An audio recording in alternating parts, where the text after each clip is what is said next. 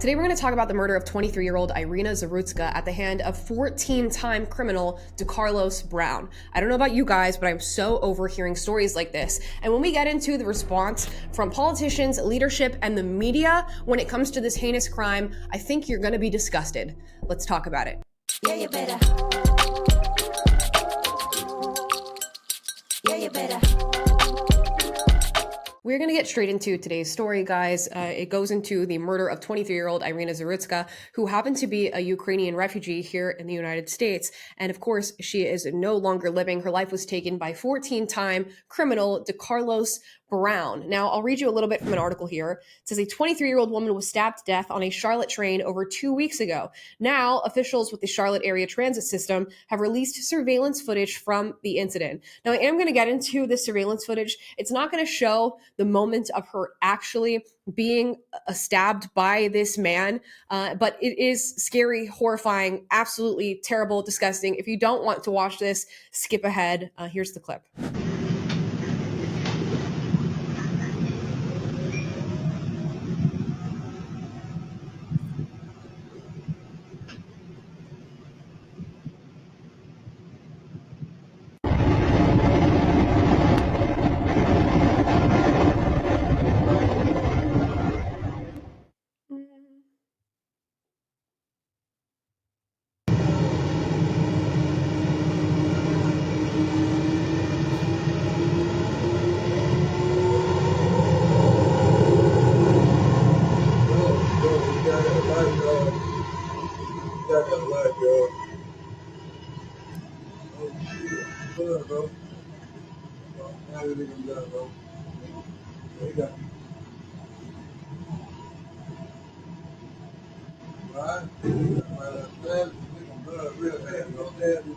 And we'll stop the video there. So that is 13-time criminal, now 14, Decarlos Brown, who took the life of Iryna Zarutska, who, as I said before, is a Ukrainian refugee. Now, you can see she's a clearly beautiful girl, not that that matters whatsoever, but she was on this train in a baseball cap and a hoodie or a t-shirt, trying to be, it seems unassuming, trying to not come off as somebody who's going to be recognized, who's going to be noticed, who's going to be talked to. And unfortunately, this is how her life has ended at the hands of somebody who should have never been out on the streets, should have never been out in civilization ever again after what he had already done. 13 other crimes, 2 of those crimes having already assaulted 2 other women. And this individual was allowed back out on the streets. Now, as I said, I was going to get into politicians' responses, leadership's responses to this crime. And we're going to talk about the Charlotte mayor, whose name is Vi Lyles or V. Lyles. Now, she appears to come out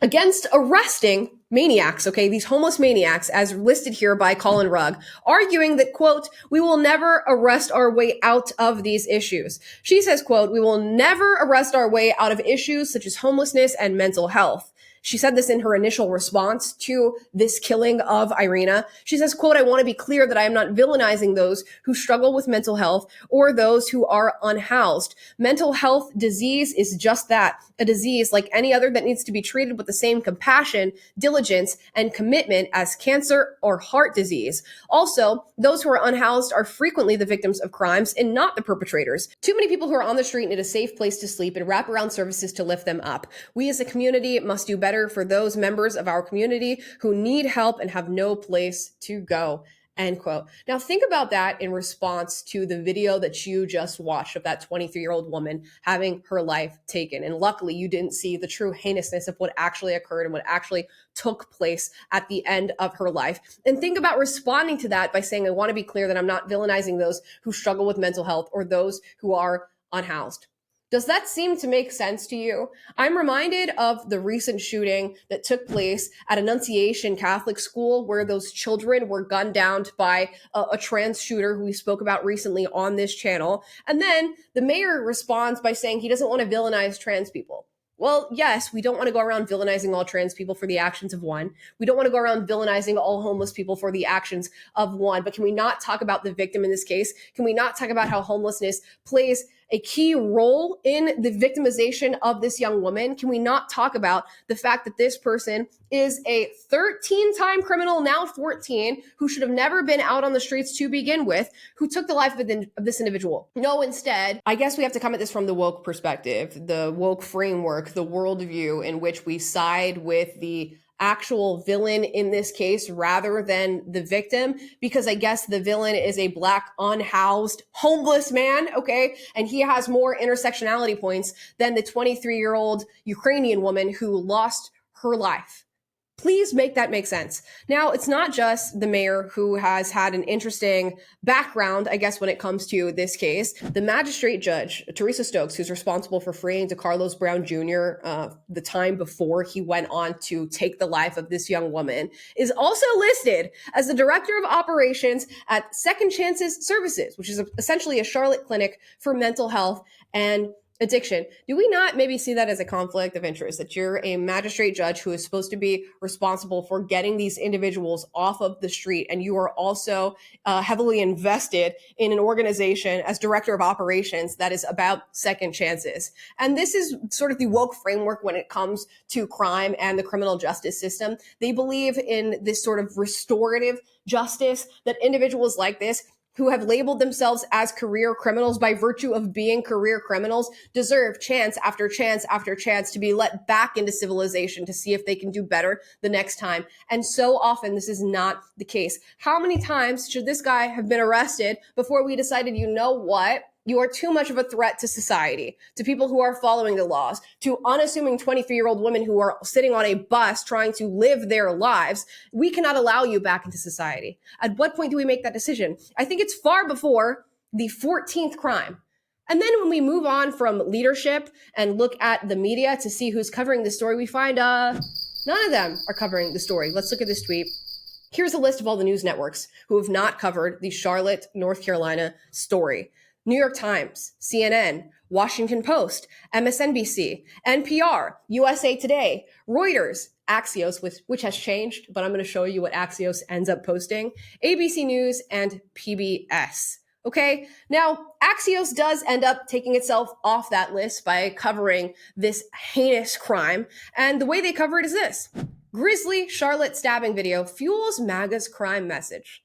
Because as we all know right now, Trump is on this crime crusade to clear the streets of crime, to get people to be able to live their lives in a normal fashion where they can actually leave their house and not be worried about being, stabbed, shot, robbed, any of the crimes, you name it, having their car broken into. So Trump is taking it upon himself to bring the National Guard to DC. He's saying he's going to do the same in Chicago. Apparently the same could be used in a place like Charlotte, North Carolina. And as we've seen, these tactics seem to work. The crime has gone down. But when we look at these Democrat-run cities who are claiming they're really bringing down the crime rate's decreasing, and they're doing so with soft on crime policies, we get videos like this on a bus of a young woman being stabbed and killed.